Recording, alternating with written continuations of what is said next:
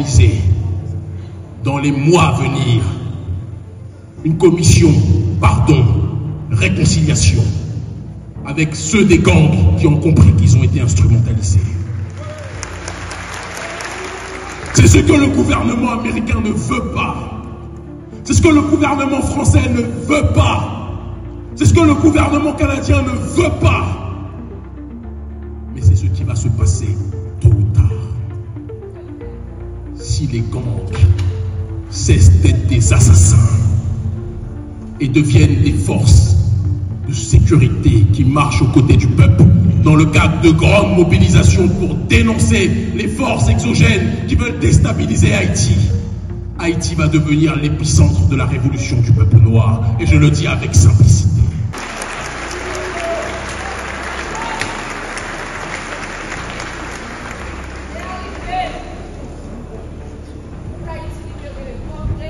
Parce que sans pardon, sans demande de pardon, sans volonté d'exprimer l'amour véritable entre nous, sans nécessité de baisser les armes, Haïti ne se relèvera pas. Et après cette commission, pardon, réconciliation, excuse, pardon, réconciliation, le peuple haïtien, gang et population va se réunir pour être une seule force qui va s'adresser à ceux qui ont nourri la division.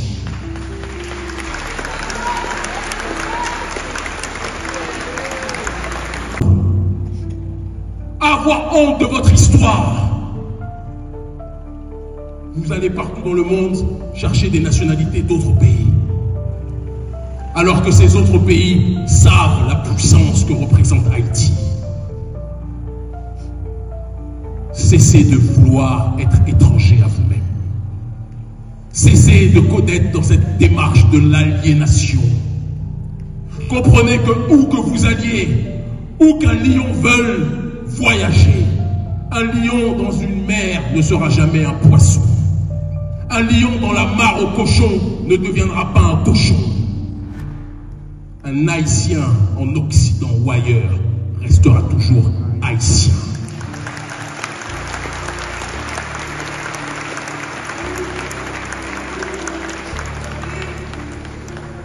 Je suis venu vous demander quelque chose de formel. Et c'est pour ça que j'ai quitté l'Éthiopie pour venir jusqu'ici avec ma délégation. C'est pour ça que nous avons accepté de nous séparer de nos familles et de prendre les risques d'être arrêtés par la police à Madrid, d'être bloqués dans d'autres escales que je ne citerai pas parce qu'on va les refaire au retour. C'est pour vous délivrer ce message. Nous allons organiser, dans les mois à venir, une commission pardon, réconciliation, avec ceux des gangs qui ont compris qu'ils ont été instrumentalisés.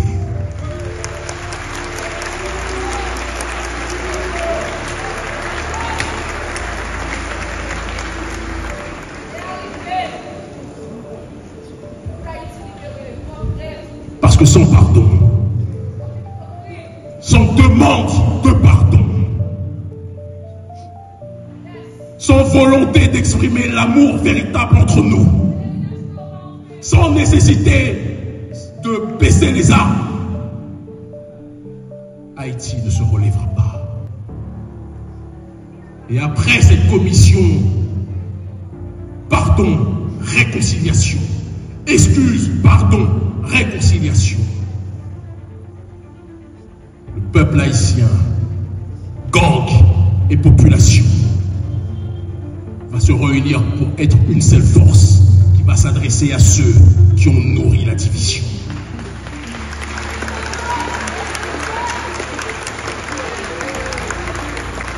C'est ce que le gouvernement américain ne veut pas.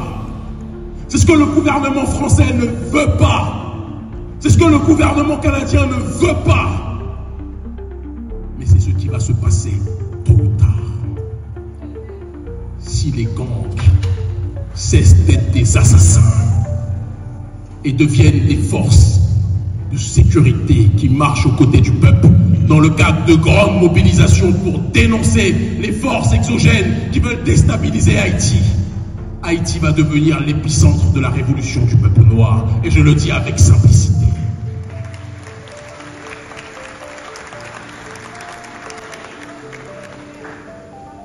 Les autorités au Sahel vous disent, vous rappellent, à travers ma voix, que le combat qui est mené là-bas n'est qu'une partie du match, c'est la première mi-temps. Mais la deuxième mi-temps de ce match pour la révolution noire mondiale, c'est le peuple d'Haïti qui doit l'accomplir plus que jamais. La deuxième mi-temps pour aller jusqu'à la victoire ultime et définitive, c'est vous qui devez la mener plus que jamais. Et pour cela, il faudra unifier les différentes parties de notre peuple. Pour cela, il faudra être dans une démarche d'oublier, de taire les rancœurs, de taire les rancunes, de taire les jalousies, de pardonner si demande de pardon il y a.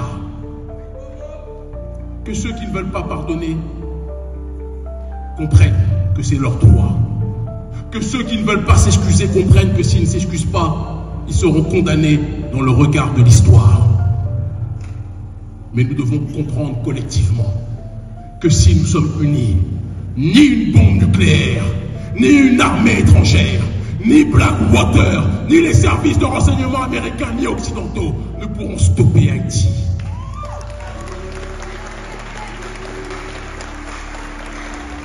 N'est-ce pas le déséquilibré de Donald Trump qui disait que les Haïtiens mangent des corps humains aux États-Unis?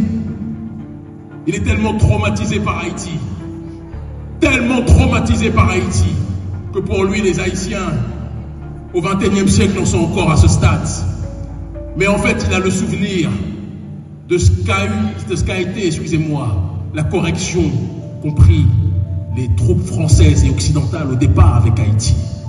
Et il se dit que s'il ne stigmatise pas les Haïtiens partout où ils sont, imprègnent la société, inspirent la société, donnent le rythme aux sociétés. Et donc il faut toujours continuellement être dans une démarche de les diaboliser. Mais vous savez pourquoi vous êtes stigmatisé. Vous-même, vous savez pourquoi vous êtes marginalisé. Et on dit toujours que c'est l'exclusion d'un homme par l'autre ou d'un peuple par l'autre qui donne envie au peuple exclu de se constituer sa propre puissance. Constituons-nous notre propre puissance, peuple d'Haïti. Rappelons-nous la puissance que nous constituons lorsque nous sommes unis.